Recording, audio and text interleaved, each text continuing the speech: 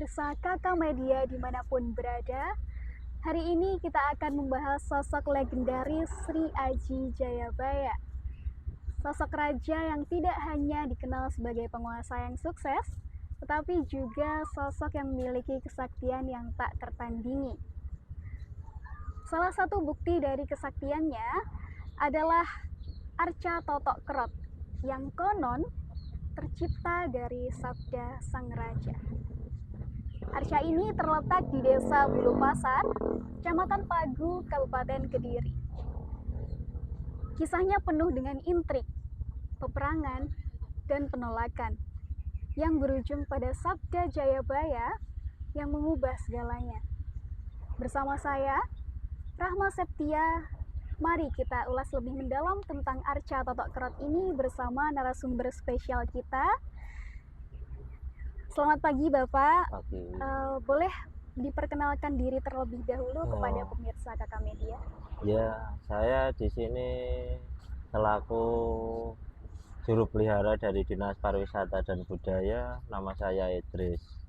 Baik, langsung saja ya Bapak. Ya. Bisa diceritakan sedikit Pak, bagaimana kisah dari arca Totok Kerot ini? Kalau untuk cerita ataupun kisah cerita legenda ya menurutnya. Untuk cerita legenda itu kan mengambilnya dari Serat Babat Kediri.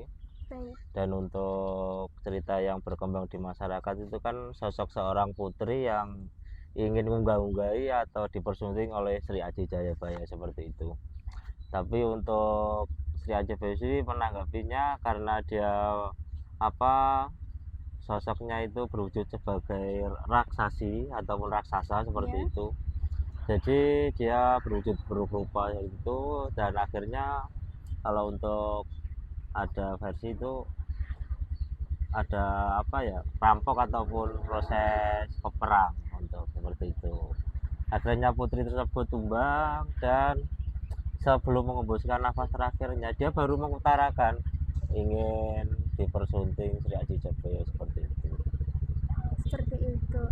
Jadi kalau menurut saya baca-baca sedikit gitu ya Pak, katanya ini sang putri dari Blitar ya, Lodaya Blitar ini memang ingin atau berusaha untuk mendapatkan cinta sang raja. Iya, seperti itu kurang lebih. Kurang lebihnya Bapak. Lalu bagaimana arca Totok Kerot ini bisa ditemukan Bapak? Kalau cerita yang pada umumnya ditemukan di sini itu kan 1981, tapi untuk jauh sebelum itu sebenarnya sudah ditemukan sih. Cuma yang lebih dikenal masyarakat pada umumnya itu oleh seorang petani dulu yang punya lahan seperti di sinilah, lokasi sini sedang menyangkul sawah seperti itu. Terus akhirnya menemukan batu besar seperti itu, ada gundukan tanah kan dulunya. Akhirnya ditemukan patung ini. Gitu ya kurang lebih. Jadi memang tidak langsung memang perlu ada bukti dulu ya. Iya. Gitu. Oke, baik. Yang selanjutnya, bagaimana suasana di sekitar Totok Kerot saat ini Bapak? Kalau sekarang kan sudah ada tamannya, lalu apa yang menjadi membedakan suasana yang dulu dan sekarang ini? Kalau mungkin dulu karena akses jalannya belum enak kayak gini, dulu kan hanya sebatas kayak pematang sawah seperti itu, kanan kiri banyak tanaman pohon tebu dulunya. Kalau sekarang kan jauh sudah berkembang karena seiring berkembangnya zaman juga sih. Dan untuk minat warga ataupun wisatawan untuk mengunjungi ataupun mengetahui kan lebih besar juga. Akhirnya dibuka jalan seperti inilah untuk akses masuk dan pagar untuk taman. Mungkin karena seiring berjalannya waktu juga diperbaiki dan dikelola juga. Seperti itu. Oke. Lalu apakah dengan adanya taman yang dibangun ini sudah mulai banyak pengunjung yang semakin banyak datang ke sini, Bapak? Sebetulnya juga ada kesinambungan juga, tapi cuma Cuma orang-orang itu mengiranya antara taman sama area sini kan jadi satu seperti itu, tapi Seperti cuma itu. sebetulnya beda instansi. Hmm, Cuma kan harus ada apa ya namanya, kerjasama yang baik seperti itu kan. Cuma pengunjung ya cuma pengunjung untuk taman, kadang ya cuma sekedar foto di sini dan titip sepeda motor juga oh, seperti itu. seperti itu. Jadi sebenarnya antara Arca Totok Kerot ini dan juga taman itu berbeda Beda instansi, instansi. namun berkesinambungan dan berhubungan dengan baik Iya, seperti itu. kolaborasi Oh iya, ibaratnya. kolaborasi, benar sekali. Lalu untuk biasanya nih Bapak, kegiatan apa saja sih yang dilakukan pengunjung saat datang ke Arca Totok Kerot ini? Ya, untuk yang pertama kan pasti untuk apa ya, wisata. Karena seiring berkembangnya zaman, karena kayak situs atau peninggalan-peninggalan warisan budaya dulu itu kan jadi wisata juga sekarang berkembang itu. Nah, Jadi satu untuk wisata budaya, terus duanya untuk sekedar apa ya, untuk tempat nongkrong-nongkrong ataupun apa. Tiga untuk tamu spiritual. tamu spiritual, Tiga, empat tugas-tugas sekolah khususnya. tugas-tugas sekolah gitu. Kalau dulu kan mungkin sampai sekarang juga masih banyak kayak anak TK-TK atau anak sekolah Ya, gitu kunjungan ke kunjungan sini seperti untuk itu. kegiatan tengah semester. Oke, baik. Lalu apakah ada cerita yang menarik Bapak yang pernah Bapak dengar dari pengunjung seperti itu terkait dengan Arca ini? Sebetulnya ada, cuma kadang orang itu bisa menerima atau tidaknya kita juga nggak tahu kan ya. Cuma ada Benar. orang itu cerita dulu pernah ke sini tahun 80-an berapa seperti itu.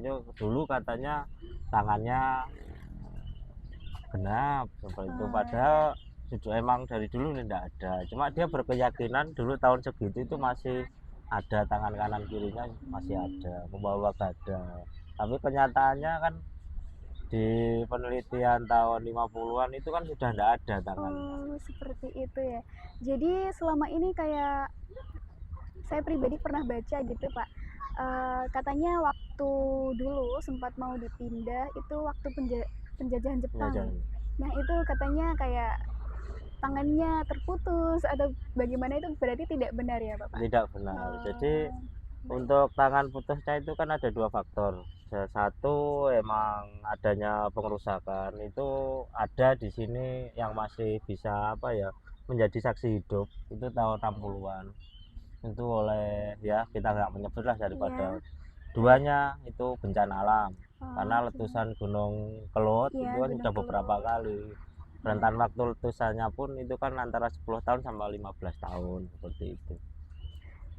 Jadi ada beberapa faktor ya yang Iya. memang menghilangkan salah satu tangan dari Arca ini. Oke. Lalu apa yang biasanya Bapak lakukan untuk merawat Arca Totok Kerat ini, Bapak? Ya, biasanya kan cuma membersihkan, terus untuk biasanya untuk kayak seperti ini, lumutan seperti ini harusnya Oh sudah iya. waktunya dibersihkan, dicuci. Tapi kalau Hmm. untuk saya pribadi kan ada apa ya, ada kepercayaan sendiri untuk Oh, mencucinya untuk hari apa kan seperti itu. berarti memang ada pembersihan Iya, secara ada. berkala seperti itu ya pemirsa. Oke, baik. Lalu eh, nah terkait dengan tadi kepercayaan gitu ya Pak, berarti memang ada tradisi khusus yang memang dilakukan Bapak ataupun masyarakat dalam Arca Totok Kerat ini? Iya, ada. Ada. Untuk kebiasaan masyarakat, kepercayaan ataupun tradisi seperti itu kan ada di sini. Cuma kadang kan ya apa ya, untuk ditampilkan secara umum kan Benar, ada pro kontra pastinya. pasti. Tapi untuk apa, warga sini biasanya nyadran seperti itu. Oh iya, Untuk orang hajatan biasanya ya wujud syukur kan seperti itu. benar sekali Bapak. Oke, lalu terkait dengan banyak nih kan Pak ya untuk cerita mitos ataupun yang mistis yang sering diceritakan tentang Totok Kerot ini. Apakah ada yang salah satu yang menurut Bapak itu yang paling banyak atau terkenal di kalangan masyarakat? Yang terkenal ada beberapa orang pernah cerita itu katanya untuk di waktu malam tertentu ataupun apa ya Ya.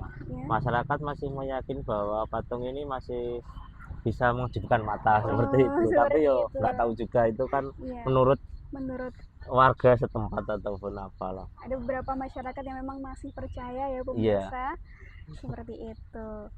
Lalu apakah ada harapan Bapak untuk masa depan Arca Totok Kerot ini sebagai tempat wisata? Berarti Ya ada sih, karena apa ya, untuk peninggalan seperti ini kan harus kita jaga, dilestarikan ataupun dibuat tempat wisata untuk mengenang bahwa leluhur kita itu kan apa dulunya emang sudah pintar seperti itu. Jadi harus ada apa ya wujud kepedulian juga sih sama pemerintah itu, Mbak. dari pemerintah dan juga dari mungkin dari generasi muda Generasi juga ya muda ya Bapak, khususnya. untuk sadar bahwa ini ada cagar budaya yang perlu kita jaga seperti itu ya. Lalu menurut Bapak sendiri nih, bagaimana Bapak melihat peran anak muda atau generasi muda dalam menjaga budaya dan sejarah di Totok Kerot ini?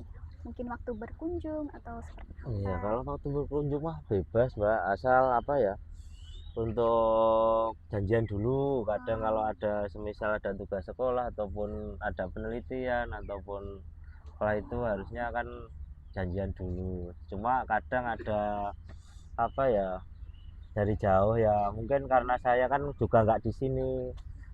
Kadang masih di kantor, nggak ada hubungi. Sebetulnya untuk akses ke sini itu gampang banget. Tinggal buka map, sudah ada nomor kontak saya juga. Tapi kalau untuk apa ya, untuk generasi muda sekarang sebetulnya saya harus berterima kasih karena untuk ajang apa promosi. Untuk kalau nggak ada anak muda sekarang pasti apa ya kurang cepet Kurang cepet apa kurang cepet untuk promo ya pengenalan promo seperti itu. pengenalan dan Untuk ibarat explore explore peninggalan itu harusnya anak muda atau Gen Z. iya yang Seperti itu. lebih bisa mengelola Iya. informasinya ya seperti itu mungkin Bapak. Nah, untuk menurut Bapak sendiri, eh, apakah ada sih Pak pengalaman yang menarik yang pernah Bapak alami saat menjaga Arca Totok Kerot ini? Sebetulnya bukan pengalaman saya, pengalaman dari mahasiswa UNESA sebetulnya. Cuma Baik, kita kan nggak apa ya nggak mau untuk apa lebih ambil mengurusi pusing. sebetulnya, tapi karena ada hubungannya sama sini jadi mau nggak mau kan harus ikut juga. Jadi itu ceritanya tahun kemarin Tahun kemarin.